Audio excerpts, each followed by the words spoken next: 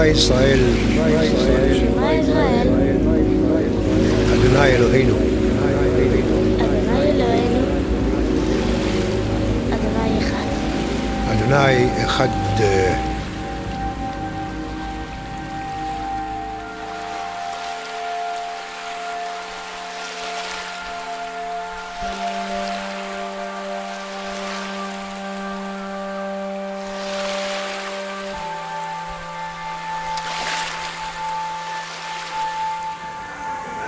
Quoi de plus évident que de pouvoir donner son avis sur tout? La société moderne nous pousse à cela. Nous croyons être informés, nous croyons être au courant, nous pensons savoir, mais en réalité, qu'en est-il?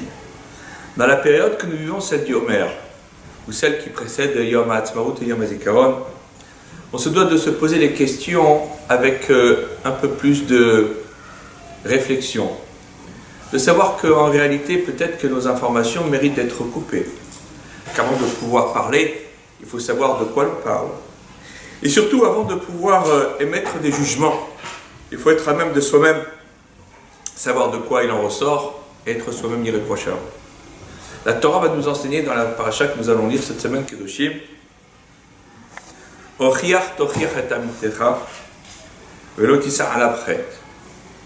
Réprimanderai, tu réprimanderas ton prochain et tu ne lui feras pas porter de faute. Sous-entendu, par ta réprimande bien sentie, bien pesée, justifiée, tu vas éviter à ton prochain de fauter. Car peut-être ton prochain ne sait pas que ce qu'il est en train de commettre est un acte délictueux au regard de la Torah. Car peut-être ton prochain, emporté par ses passions, ne se rend pas compte qu'il a franchi les bornes de ce que la Torah supporte ou accepte.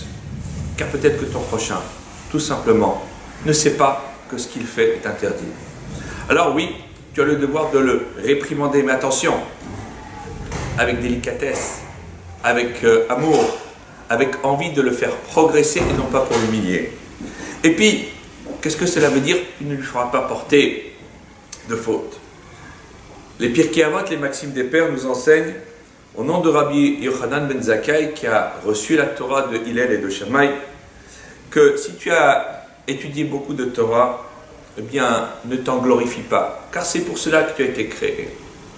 Et alors, évidemment, quand on dit c'est pour cela que tu as été créé, qu'il écarte notre sarta, on pourrait penser, bah oui, tu as été créé pour étudier la Torah.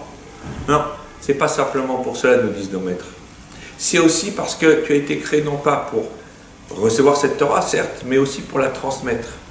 Tu as été créé pour diffuser la Torah, diffuser le message de la Torah et les valeurs de la Torah.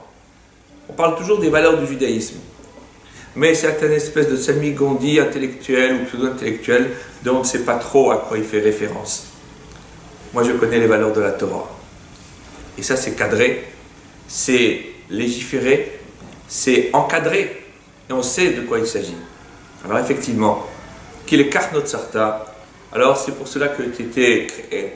La Torah que tu as apprise n'est pas là pour être gardée dans ton fond, au fond de ton cœur, certes c'est important, elle se doit d'être aussi diffusée pour éviter que justement ton prochain n'en vienne à fauter et qu'il ait une faute qui pèse sur lui, qu'il écarte notre sarta, car c'est pour cela qu'il a été créé.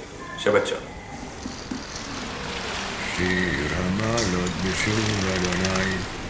את שיבת ציון היינו בחולים. אז ימלא שחופינו ולשוננו רינה.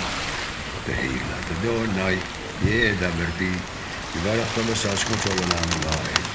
ואנחנו נברך יה, ואתה ועד עולם. הללויה.